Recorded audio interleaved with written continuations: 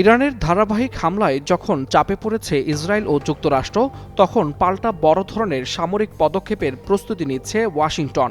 এবার লক্ষ্য ইরানের গভীর ভূগর্ভে লুকানো বিশাল ক্ষেপণাস্ত্র ভান্ডার, যা পরিচিত মিসাইল সিটি নামে, যুক্তরাজ্যের ফেয়ারফোর্ড বিমান ঘাঁটি থেকে।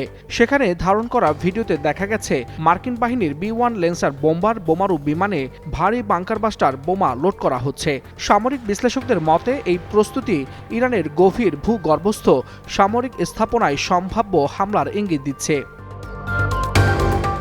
ছড়িয়ে পড়া ভিডিওতে আরও দেখা গেছে অন্তত একটি B-1 বোমারু বিমানের অস্ত্র বহন কক্ষ থেকে একটি মিসাইল লঞ্চার সরিয়ে নেওয়া হচ্ছে।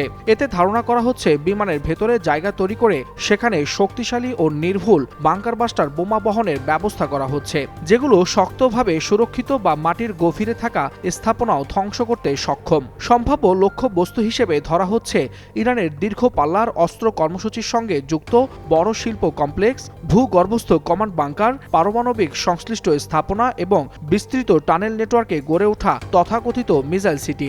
এখানে ইরান ব্যালিস্টিক ক্ষেপণাস্ত্র ও ড্রোন সংরক্ষণ করে বলে ধারণা করা হয়।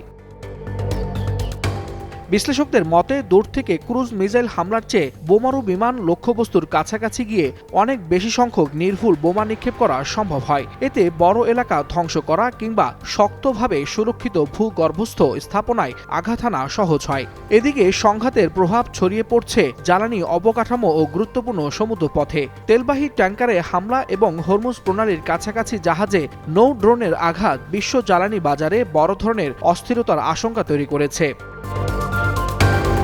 ওয়ালিউল হাসানাত, যুগান্তর নিউজ।